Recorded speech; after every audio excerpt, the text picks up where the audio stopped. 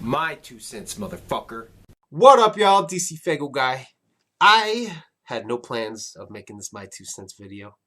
I've started a few My 2 cents videos like this now. And honestly, I'm surprised I've done this many My 2 cents videos this frequently. And most of them, I'm thankful, have been a positive one. This one, I think, is going to be more negative. I wanted to stay away from them, but it was ultimately why I wasn't sure if I was going to do this. But I did a reaction video for Twisted's Never Change yesterday. And the plan was to upload that today. But because I'd done that reaction video while it was saving, I decided to go check out Beneath the Dirt's newest episode, the Beneath the Dirt podcast's newest episode that dropped Monday, talking about this single. If you've never watched any of the episodes from Beneath the Dirt, he basically talks about new music, and sometimes that new music spins off a little topic within the episodes. And this week's topic about Never Change more or less brought up the question, are Juggalos blinded by loyalty? And there's a couple things that Ron Bone had talked about in that episode that I really kind of want to talk about, because I feel like there's a good conversation here to be had. But I really wasn't sure about dropping this video because I knew the fucking content of what we're going to be talking about is going to draw in the fucking people that are going to be like hateful about it. And I don't want this to seem like I'm bashing Ron Bone, and I don't want people to go fucking attack him either. But I commented saying I wasn't sure about doing it. He'd said do it, so we are doing it. That means the reaction is going to come out Friday. If you want to see it today, you can wait till the end of the video. I'm going to put it in the end screen for you, as well as put his episode in there as well, so you can go check those both out if you don't want to wait for the reaction. Otherwise, just wait till Friday. That's when it's going to come out. But anyway, the things I wanted to address is Ron Bone felt that Violent J is the main cause for the Juggalo divide. Now, in the episode, again, I don't want people to go attack him. In the episode, he acknowledges that Twisted is not completely at fault. He knows that they are guilty of things as well. But he feels that Violent J is the main cause of the divide, with the interview that dropped on Faygo Lovers being the main reason. He feels that interview never should have happened. And I have to disagree with that. And I have to disagree with that because I am super thankful for that interview, because I was glad to know what was going on behind the scenes between the two camps, because there was obvious friction going on between them for years. When The Darkness came out, there was a line dropped in one of the songs. I don't remember. It's been years since I've listened to it. My most viewed video talks about that diss, that supposed diss. In the video, I had defended Twisted as... Well, I defended Monoxide. We're just going to say Twisted, as that is their way of expressing feelings about certain topics. It's something they've always done. It's what all the artists that a lot of us listen to do. That's their way of getting it out and talking about it, is to just rap about it. So I still feel that way to this day, that there was not really a diss in that song, that it was Monoxide addressing feelings about situations that had happened in the past. But when that happened, I think that made a lot of people's ears kind of perk up, like, what the fuck's going on between these guys? Later that same year then, because this is 2015, you have Boondocks not signing to Magic Ninja Entertainment right after the gathering, or right during the gathering. It was right around the time of the gathering. That was where basically Violent J in the ICP seminar had said Boondocks had left the label and signed with them. A week later, you have Monoxide on live stream saying, no, we didn't, but I guess you got to get your fucking punches in where you can. It was obvious friction between the two camps at that point. Everything kind of seemed honky-dory cool between them. 2016, you had re-releases of of Mutant. You had the remix and remastered. We had Green Book come out remastered. And my big thing was, I didn't know what was going on with that, because you have these albums being re-released and they don't have a Hatchet Man. So I wasn't fully in the know of what was happening there. So, between the friction between the two camps, knowing how these albums were being re-released, they had acquired masters. Knowing all that, I was glad to learn. It was, unfortunately, what made me kind of take a step back and kind of look at Twisted like, what the fuck? And I know a lot of people disagree with me on this, but it's how I feel. I didn't like it because I felt like it was dirty business. And looking back at it now, by all means, I'm sure Twisted over the years, and I say sure because I don't want to confirm or deny that they've been shorted money, that they've been robbed of getting money they earned or deserved through the years of being on Psychopathic. If through that they felt wronged and betrayed, that they now felt like they had an opportunity to go wrong and betray the betrayers, I get it. I understand it. It's still fucked up in my eyes. It still is wrong in my eyes. For me, it's good business senses, but it's dirty, and I didn't care for it. I didn't care for the way they obtained the masters. But on that same hand, I've said in videos that ICP are at fault for even agreeing to that. Like, they should have reworked a deal to where it was reprinted. Twisted gets a better majority of the royalties from it, especially if they're the ones fronting the cash to have it repressed. That's what they should have done. And if Twisted was very firm on, we want these masters or else we're not doing The Gathering, we're not doing Dark Lotus, we're not doing such and such, da da da da da, ICP should have just said no. But ICP was trying to, keep the gang together in a sense. They were trying to keep Dark Lotus going. They were trying to keep Twisted going to The Gathering because they were always a main staple. So the interview was necessary because it gave us info about what was going on and what was about to happen, because ICP were at their ends. They were done. They didn't want to work with Twisted anymore. They were just done doing bad business. Especially with the straw that broke the camel's back of signing Young Wicked.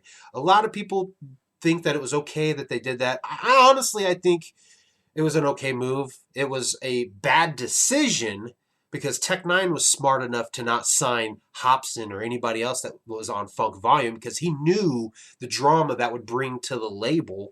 So I feel like Twisted should have been smarter to know we don't need this fucking drama. But obviously they were prepared to take it. So they made a smart business move on getting somebody who's talented. It just put the fucking final straw that split the fucking friendship that they had, which it was getting there pretty quick on its own. So, if ICP was then going to stop working with Twisted, obviously the Twisted was slated to be at Juggalo Day. It was going to be an epic one.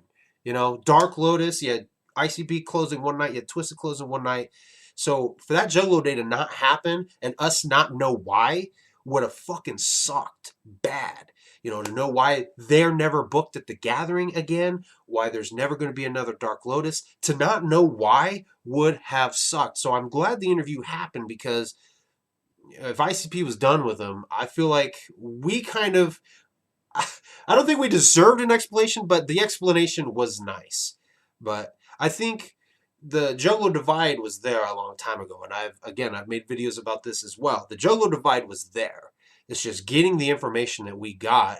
It took people who were probably over here and moved them over here, people who were here in the middle and moved them over here, vice versa, just everything. It definitely widened the divide, but the divide was already there, and it was quickly heading into a bigger gap. Now, the other thing that he talked about in his video that I want to address is the title of his episode, Juggalos Blinded by Loyalty. And I will admit that, I'm very loyal to them. Right now, for the last 2-3 months, I've been listening to strange music artists heavily. But every day, do you know what I put on? I put on a fucking Hatchet Man hat. I put on some kind of ICP shirt. The only decals on my car are ICP related. I do have a Strange Music steering wheel cover. But, day in, day out, I may be listening to strange music, but I am a juggalo to the core. That being said, I think there are juggalos out there that are loyal enough to not see any bullshit that might have happened on Psychopathic. And the reason I say happen past tense is because I look at what's happening now, and I think, how much bad shit did happen being on the label. My big thing is I feel like Psychopathic is making mistakes, blacklisting their artists. I understand why. When you have Boondocks leave, you have Young Wicked leave. History shows that if your artist does a gig or a tour or something with this other label, it tends to not end good for your artist, because they tend to then go to that label, probably getting talked into it behind the door, behind the scenes. So I can understand why they blacklisted, But on the same hand, it sucks that that had to happen because ultimately, when Magic Ninja Entertainment was born, I looked at it like, damn, dude, we have two great fucking camps now. I can't wait till they start doing shit fucking together.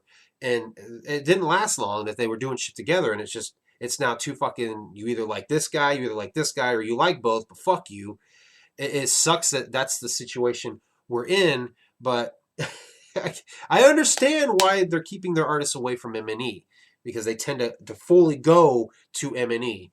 But that's definitely the big thing on Psychopathic that I feel has just been mistake after mistake. But I get it. I get why. The other thing that I feel like Psychopathic is kind of dropping the ball on is merchandise. They were like the fucking kings of merchandise. They were on it. They were the best. And now you go to the Psychopathic merch site. There's not that much shit there. They just did a sale, I think, for Juggalo Day. And I laughed when I saw that because I was like, what is there to buy? It's either out of stock or it's smaller sizes. So as far as that goes, it's kind of like, what is Psychopathic doing in those regards? So as a Juggalo, I am loyal. I'm very fucking loyal. At the end of the day, that's what I'm going to wear as a Hatchman, or I'm going to wear something ICP related because they've impacted my life so much. I wouldn't be who I am today because of them. But I can see the errors and mistakes that they make, and I don't agree with them. Doesn't mean I'm going to shun them, stop listening to them, fucking take my fucking hat off and go burn it. No. I see them as human beings. Yes, they've been in the game for a long time, so these are mistakes they really shouldn't be making now. This is mistakes they should have made 30 years ago. But, I mean, they've already implanted such a legacy that's stamped with this that I'm willing to just be like, it sucks, but it is what it is. I would like to see them just focus on ICP right now. Not worry about signing artists, so that's not going to be an issue. I wish they'd step up their fucking merch game because they were kings, and I don't feel like they're kings anymore. Unless you go to shows, which even sometimes going to shows, I feel like they're lacking in merch. But I guess it saves my wallet from screaming too much. But as far as Juggalos being blinded by loyalty, there are definitely some out there that I think are. But on the same hand, they may flat out feel like there's nothing that ICP has done wrong. Just like there's a lot of people that feel like Twisted have done nothing wrong. When really there's so many factors in this that have played into the divide being created and the beef going on or continuing the way that it has. So Violent J, I do not feel he is solely responsible.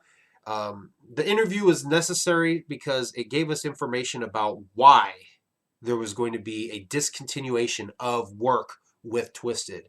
So yeah, it sucks that things played out the way that they did.